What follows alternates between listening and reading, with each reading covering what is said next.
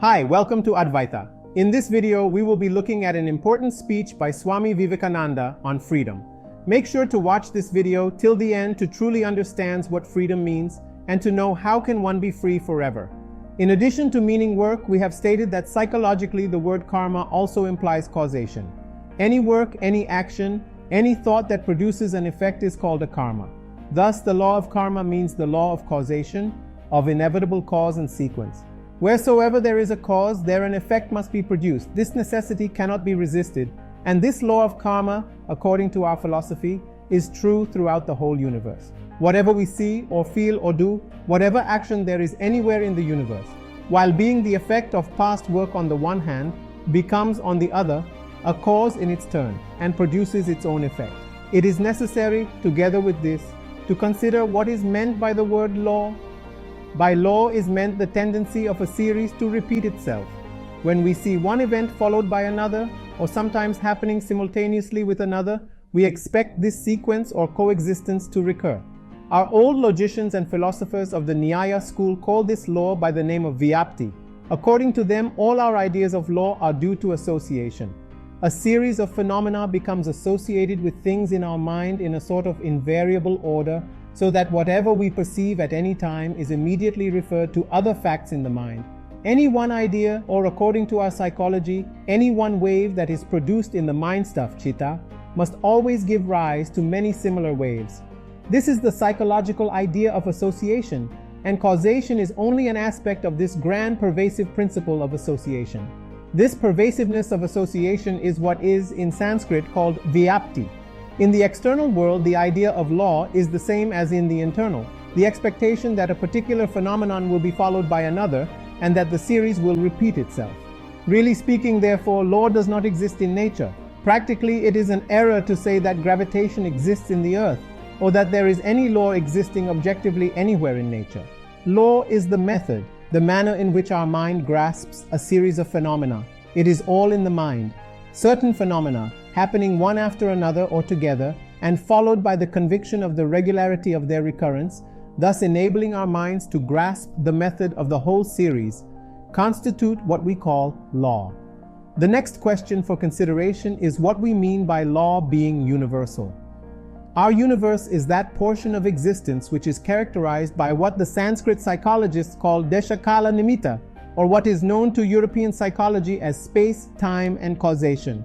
This universe is only a part of infinite existence, thrown into a peculiar mold, composed of space, time, and causation. It necessarily follows that law is possible only within this conditioned universe. Beyond it, there cannot be any law. When we speak of the universe, we only mean that portion of existence which is limited by our mind. The universe of the senses which we can see, feel, touch, hear, think of, imagine. This alone is under law. But beyond it, existence cannot be subject to law because causation does not extend beyond the world of our minds. Anything beyond the range of our mind and our senses is not bound by the law of causation, as there is no mental association of things in the region beyond the senses, and no causation without association of ideas. It is only when being or existence gets molded into name and form that it obeys the law of causation and is said to be under law, because all law has its essence in causation. Therefore, we see at once that there cannot be any such thing as free will. The very words are a contradiction, because will is what we know, and everything that we know is within our universe, and everything within our universe is molded by the conditions of space, time, and causation. Everything that we know, or can possibly know, must be subject to causation, and that which obeys the law of causation cannot be free. It is acted upon by other agents and becomes a cause in its turn.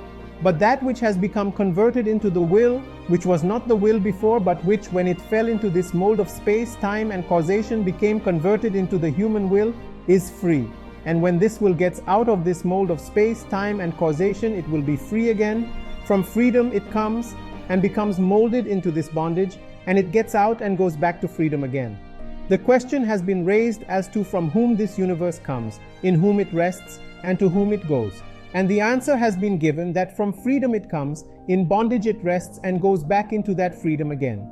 So when we speak of man as no other than that infinite being which is manifesting itself, we mean that only one very small part thereof is man, This body and this mind which we see are only one part of the whole, only one spot of the infinite being. This whole universe is only one speck of the infinite being, and all our laws, our bondages, our joys and our sorrows, our happinesses and our expectations are only within this small universe. All our progression and digression are within its small compass. So you see how childish it is to expect a continuation of this universe, the creation of our minds, and to expect to go to heaven, which after all must mean only a repetition of this world that we know. You see at once that it is an impossible and childish desire to make the whole of infinite existence conform to the limited and conditioned existence which we know. When a man says that he will have again and again this same thing which he is hating now, or as I sometimes put it, when he asks for a comfortable religion, you may know that he has become so degenerate that he cannot think of anything higher than what he is now. He is just his little present surroundings and nothing more. He has forgotten his infinite nature, and his whole idea is confined to these little joys and sorrows and heart jealousies of the moment.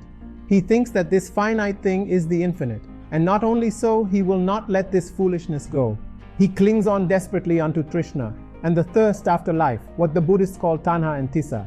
There may be millions of kinds of happiness, and beings and laws and progress and causation, all acting outside the little universe that we know. And after all, the whole of this comprises but one section of our infinite nature. To acquire freedom, we have to get beyond the limitations of this universe. It cannot be found here.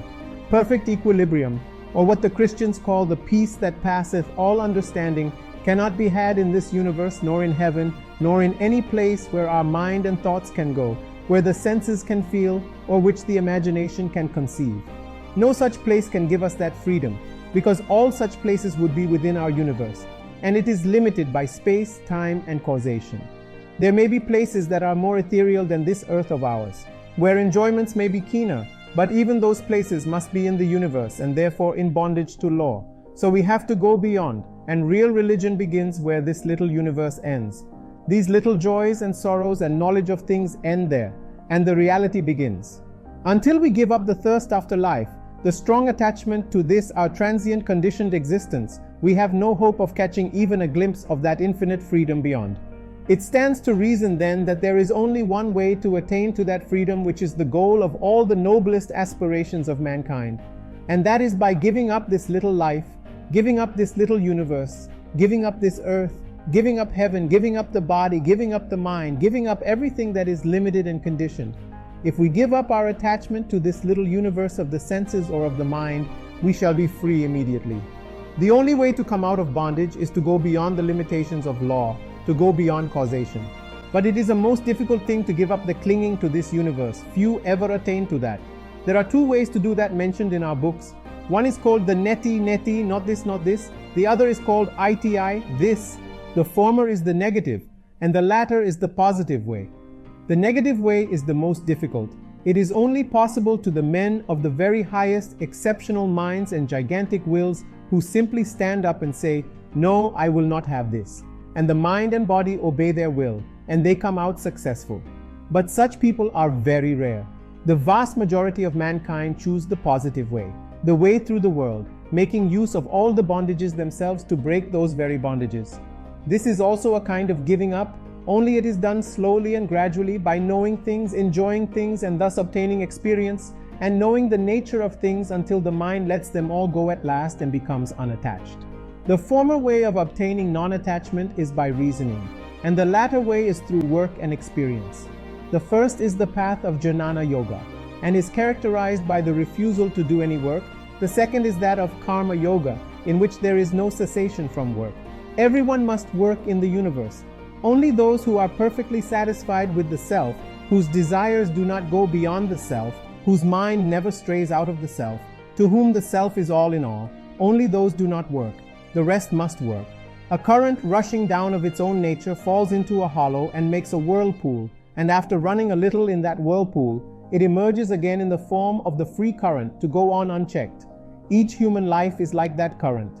It gets into the whirl, gets involved in this world of space, time, and causation, whirls round a little, crying out, "My father, my brother, my name, my fame," and so on, and at last emerges out of it and regains its original freedom. The whole universe is doing that. Whether we know it or not, whether we are conscious or unconscious of it, we are all working to get out of the dream of the world. Man's experience in the world is to enable him to get out of its whirlpool. What is karma yoga? The knowledge of the secret of work. We see that the whole universe is working. For what? For salvation, for liberty, from the atom to the highest being, working for the one end, liberty for the mind, for the body, for the spirit. All things are always trying to get freedom, flying away from bondage. The sun, the moon, the earth, the planets, all are trying to fly away from bondage. The centrifugal and the centripetal forces of nature are indeed typical of our universe. Instead of being knocked about in this universe and after long delay and thrashing, getting to know things as they are, we learn from karma yoga the secret of work, the method of work, the organizing power of work. A vast mass of energy may be spent in vain if we do not know how to utilize it. Karma yoga makes a science of work. You learn by it how best to utilize all the workings of this world. Work is inevitable. It must be so. But we should work to the highest purpose.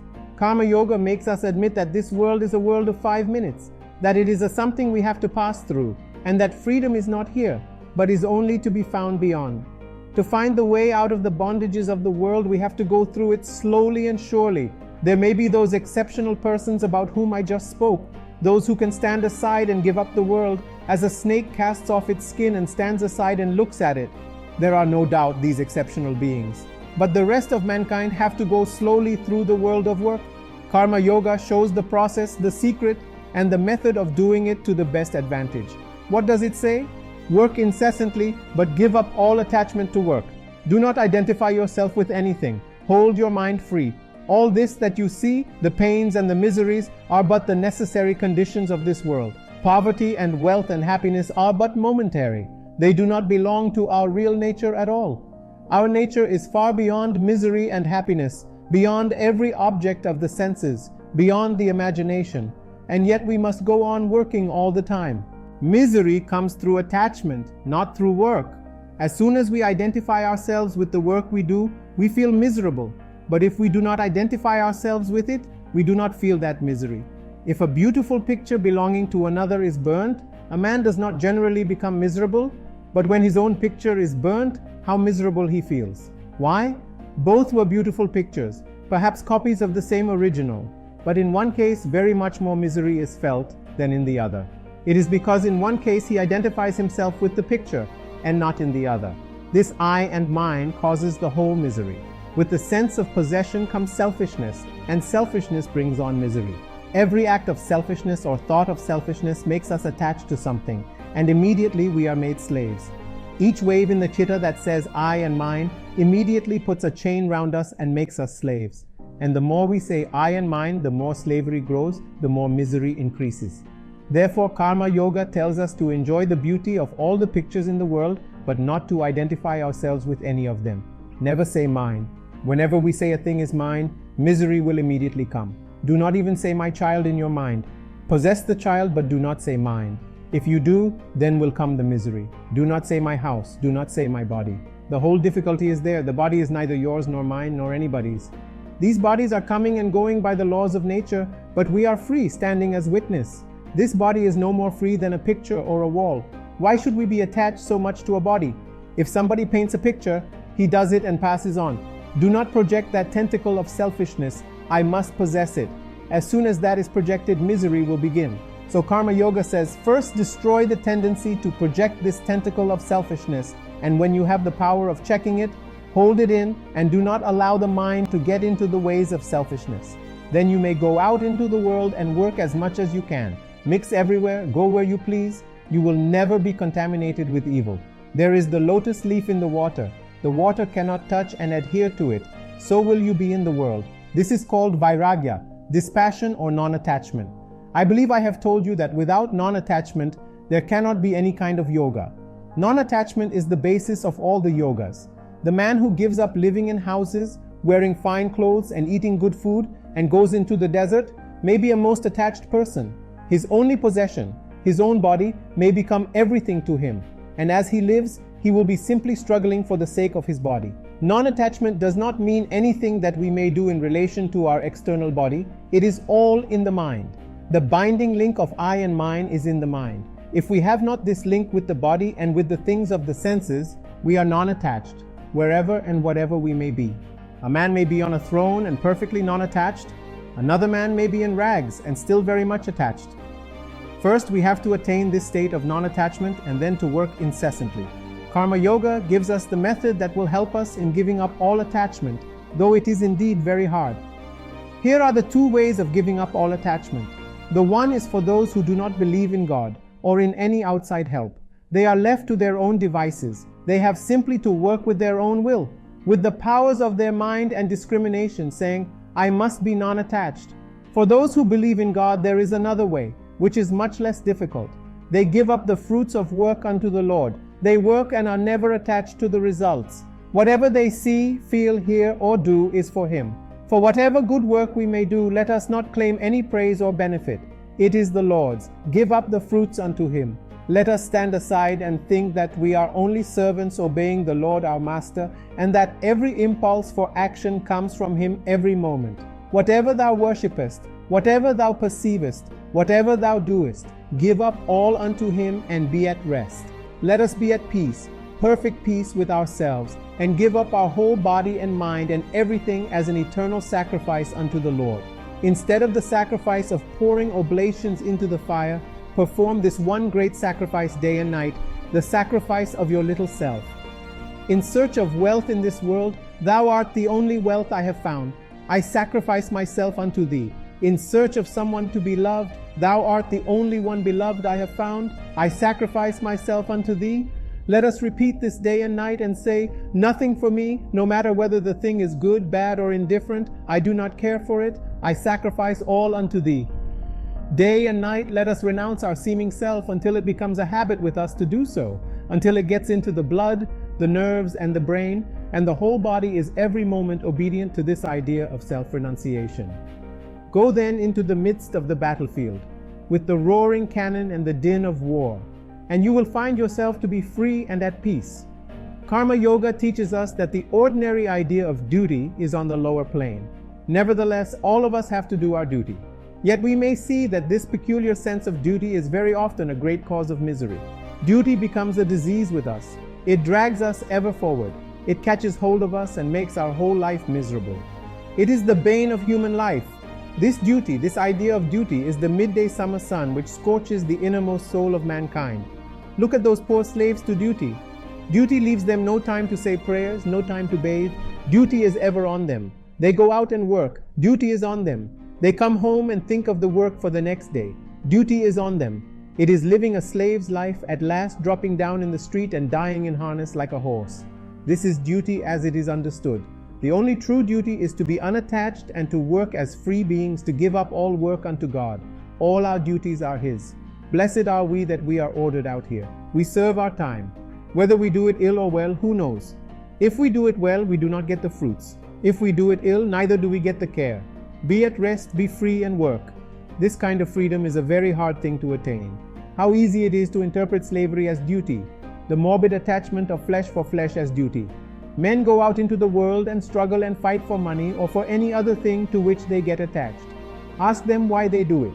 They say, it is a duty.